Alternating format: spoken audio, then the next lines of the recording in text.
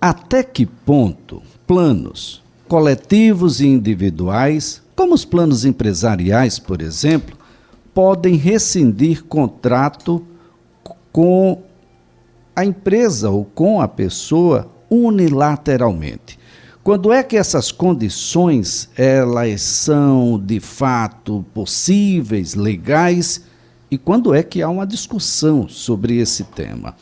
Quem está conosco e passa a discutir essa situação, que é uma discussão recorrente em todo o país. Nós temos realmente, e infelizmente, uma situação que é muito grave. Pessoas com deficiência, por exemplo, que estão submetidas aos planos dos pais, que estão associados aos planos empresariais, e são muitos milhões no país, essas pessoas terminam interrompidos seus tratamentos por conta dessa decisão que ocorre de forma unilateral. Mas eu estou aqui com um especialista em direito médico, uma das mais respeitáveis autoridades sobre o tema aqui no estado de Alagoas, doutor Juliano Pessoa, a quem a gente sempre agradece, viu, doutor? O ano passado foi um ano muito próspero, a gente aprendeu muito com o senhor, eu quero dizer que a gente vai continuar lhe chamando para que o senhor nos ajude a compreender que em determinado momento, para o cidadão comum, isso é bastante complexo. Um bom dia. Bom dia, Elias. É uma satisfação. Agradeço a deferência e para mim é de enorme satisfação estar aqui, podendo dirimir, pelo menos, ou ajudando a dirimir algumas dúvidas dos ouvintes da CBN. É uma satisfação imensa. Bem, doutor, alguém individualmente contrata um plano, ou alguém termina se associando a um plano, porque ele foi contratado por uma empresa que já tem um contrato para com a operadora do plano de saúde. Quando é que, de forma unilateral, essa operadora de plano de saúde pode, de fato, romper esse contrato? Veja, Elisa, essa pergunta é extremamente pertinente. Primeiro, assim, que os ouvintes precisam entender que 80% hoje dos planos de saúde no país estão vinculados a algum plano coletivo. E muitas vezes o consumidor lá na ponta ele se esquece disso. O plano mais seguro do ponto de vista de rigor, né, que a ANS implementa, são os planos individuais e os planos familiares. Esses, as operadoras têm muito mais dificuldade de mobilidade, vamos dizer assim, no sentido de descumprir os mandamentos da Lei 9656, que é quem regulamenta esse mercado. Quando a gente versa sobre um plano empresarial, coletivo por adesão, existe uma flexibilidade maior, naturalmente, por serem duas pessoas jurídicas ali em pé de igualdade, ajustando os termos daquele contrato. E o consumidor ele vai dentro desses termos, né? Então, primeiramente, no momento da inserção em um grupo desse, é importante que o consumidor busque ajuda, busque informação no sentido de verificar como foram ajustados aqueles termos ali daquela empresa com aquela operadora, daquela associação com aquela operadora e assim por diante. Porque ele terá que se submeter naturalmente àquele regramento.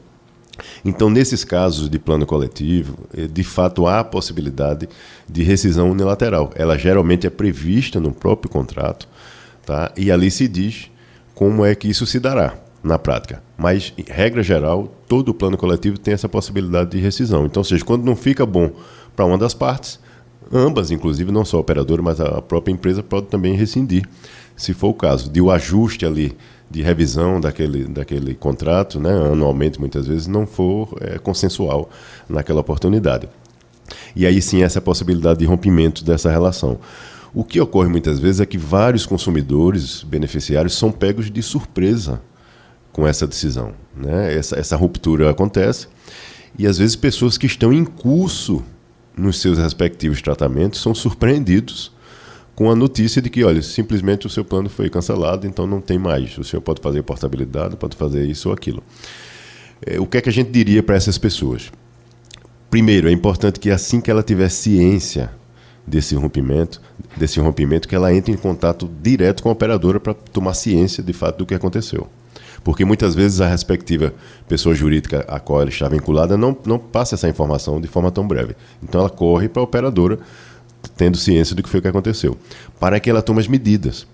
Porque no tocante a esse paciente especificamente, que está em curso de algum tratamento, o Poder Judiciário vem reiteradamente proferindo decisões no sentido de que essas pessoas não podem ser impactadas negativamente com esse tipo de postura.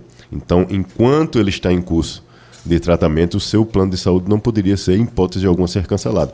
E inúmeras liminares são nesse sentido. Até que se discuta o mérito, ele permanece com um plano restabelecido, sem qualquer prejuízo, até porque, Elias, vale ressaltar, isso acontece com as pessoas que estão adimplentes com a sua mensalidade. Qual é o prejuízo que o operador está tendo? Ele está adimplindo ali mensalmente a sua mensalidade, como já vinha fazendo.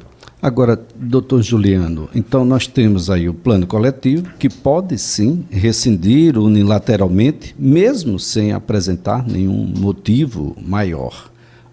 Contudo, ele está obrigado a informar, e essa informação tem um prazo para que ela aconteça. Isso não pode ser uma surpresa. Eu acordo pela manhã, vou fazer um exame e descubro de que já não estou mais associado a determinado plano. Mas eu posso rescindir apenas parte?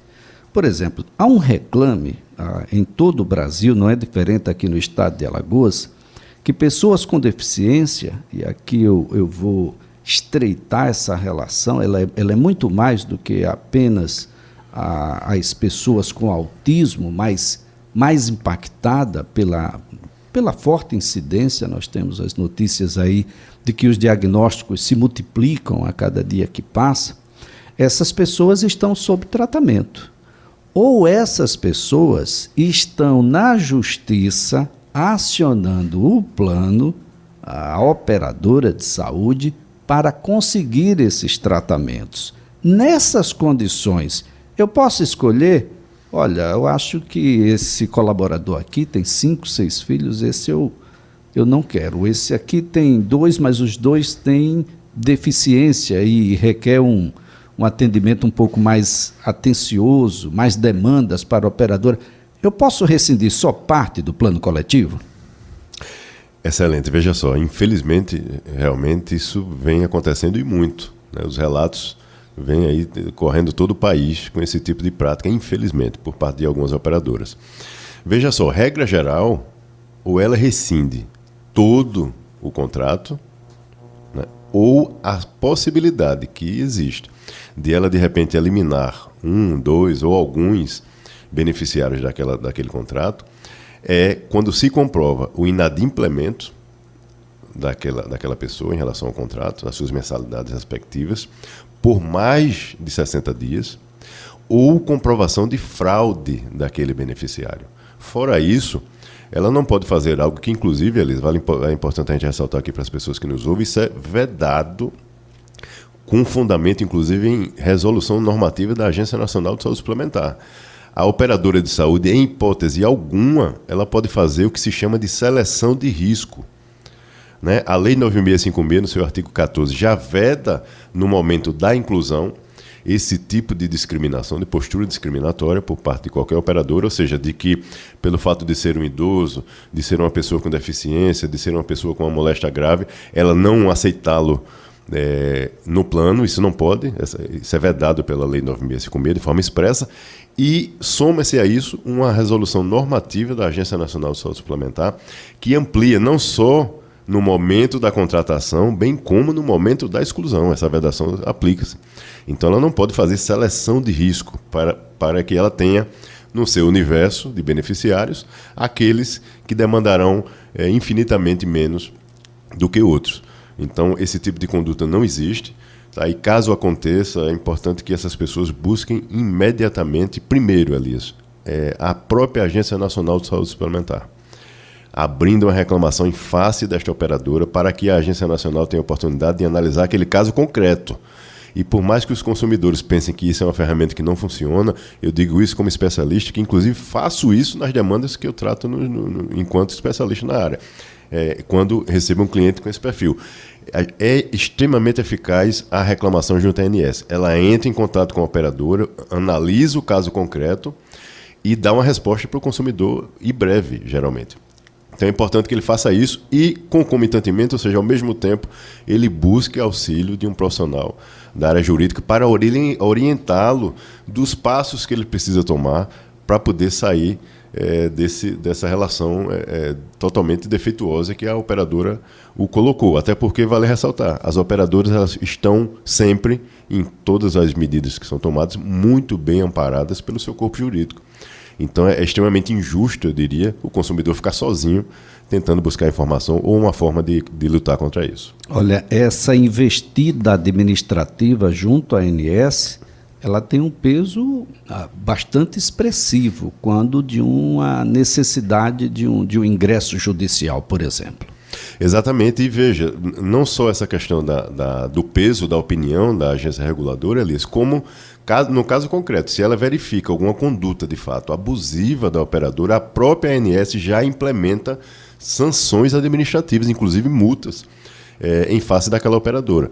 Então, é importante que o consumidor tenha esse hábito de estar notificando a agência reguladora do que acontece no dia a dia, porque são essas notificações, são essas reclamações que fazem com que a agência, ano a ano, suspenda, por exemplo, a comercialização de diversos planos país afora, justamente por isso.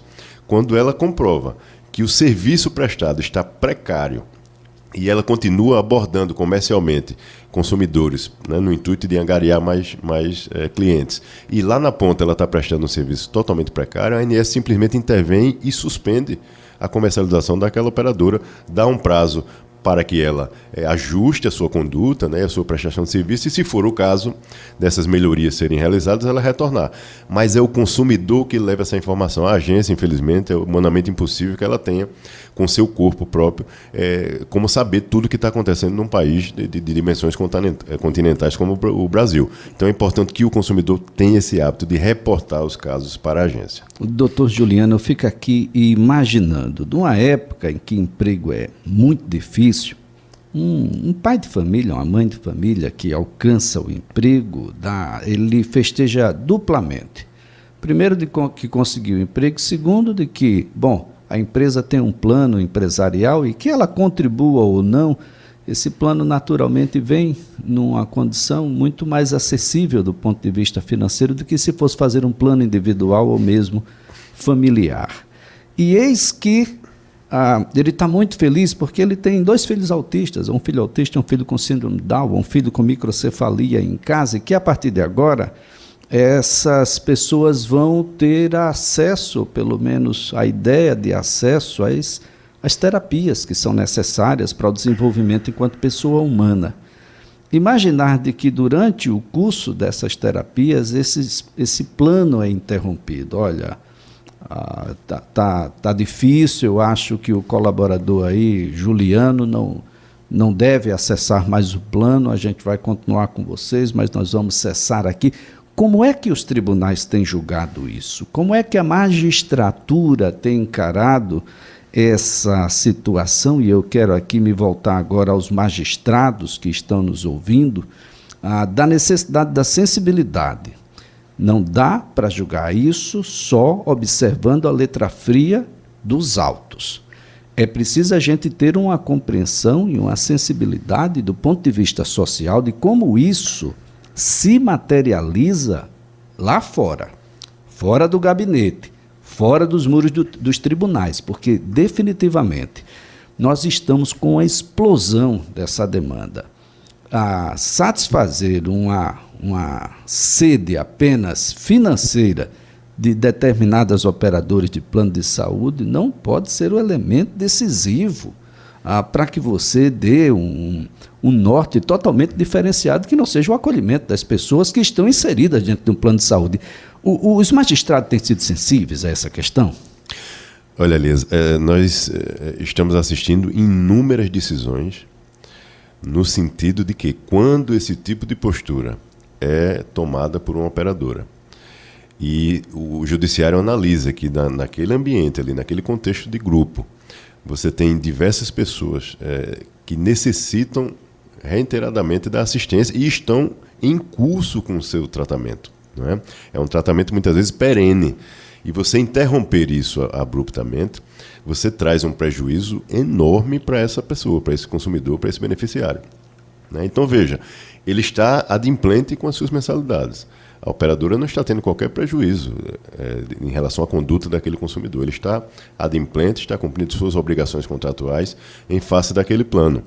Está em curso com o seu tratamento. E a operadora, por questões outras, comerciais, seja qual for a razão, não vem ao caso, ela decide interromper. O que é que o judiciário vem fazendo? Deferindo inúmeras liminares, no sentido de que estas pessoas com tratamentos em curso não sejam impactadas por essa decisão unilateral, até que se analise o mérito daquele caso concreto. Então, essa vem sendo a postura do judiciário, normalmente, via de regra, nesse tipo de situação.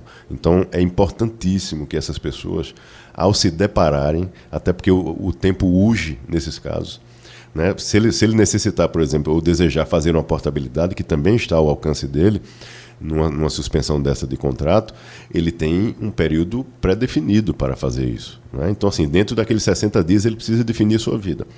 Ou faz a portabilidade, olha, eu não quero mais relação com essa operadora, eu vou buscar outra, leva toda a sua carência naturalmente, né? Não tem que recomeçar, ou ele toma as medidas cabíveis para que aquele vínculo com a respectiva operadora seja imediatamente restabelecido, para que ele não tenha qualquer prejuízo ali, especialmente se ele estiver em curso de um tratamento. Eu tive ciência de um caso, e me deparei com esse caso de forma concreta, de uma senhora que tinha acabado de passar por um procedimento cirúrgico.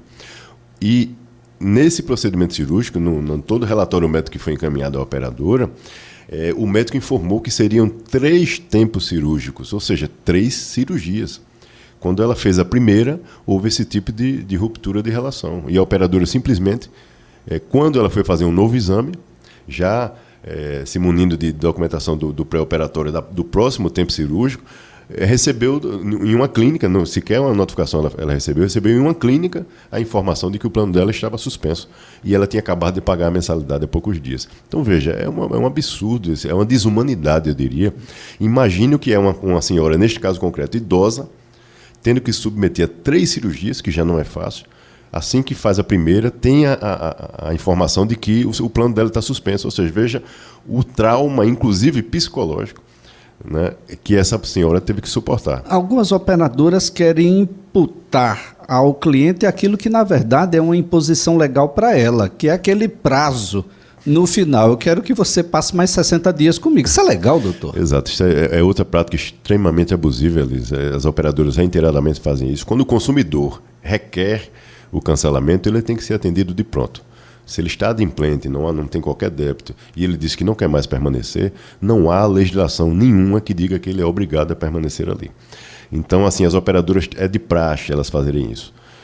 Dizer que ou terá uma multa, ou que ele terá que passar mais 60 dias, no mínimo, no plano para poder se desvincular. Não existe isso em lugar nenhum. O que existe se ele tem um plano individual e familiar e a operadora, de repente, vai rescindir o contrato por ausência de pagamento, por exemplo, que há essa possibilidade de fato, né? O contratante tem também que honrar a sua parte, e a lei prevê que se ele passasse mais de 60 dias, consecutivos ou não, dentro de um espectro de 12 meses, a operadora pode sim rescindir esse contrato com aquele beneficiário, mas ela obrigatoriamente deve notificá-lo no 50º dia de inadimplência, ou seja, dando ciência de que ele está inadimplente, e ele terá mais 10 dias para tomar medida, ou fazer um acordo, ou pagar, para enfim. adimplir e Exatamente. Permanecer.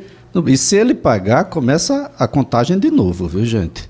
Ou seja, ele vai precisar de mais 50 dias sem pagar, para ser notificado até esse 50º dia, e só depois, se ele não cumprir, 10 dias depois é que nós teríamos aí a aplicação da rescisão do contrato. Olha, eu quero aqui agradecer ao doutor Juliano Pessoa, dizer que a gente já tem um próximo tema engatilhado aí, porque essas questões de limites que são impostos para terapias é algo nefasto. E muitas vezes a gente perde determinada terapia. Aquela terapia que não foi feita naquele dia nunca mais será feita. Ele poderá fazer outras, mas ele precisava daquela. E a interrupção daquela terapia, ela vai contribuir para um decréscimo nessa necessidade que a gente tem de desenvolvimento dessas pessoas para que elas sejam cada vez mais incluídas, para que elas sejam cada mais inseridas no tecido social. Doutor Juliano Pessoa, sempre um prazer tê-lo por aqui. Um ótimo dia. Eu que agradeço. Um ótimo dia para todos, Elias. Olha, o doutor Juliano Pessoa, advogado especialista em direito médico. Não dá para rescindir se está adimplente, gente. Não dá para rescindir se o contrato existe. Não dá para rescindir só porque a pessoa tem deficiência. Atenção, magistratura, essas pessoas dependem demais do Estado de Direito, o Estado democrático de direito, para ser tratado como pessoas, como seres humanos, iguais. A inclusão tem que começar aí também. Não dá para a gente diferenciar, não, mas dá muita despesa. Vai aplicar no sistema financeiro, desiste de ser operadora de saúde, vai fazer outra coisa na vida. O que você não pode é atrapalhar demais a vida dos demais. Já atrapalha bastante.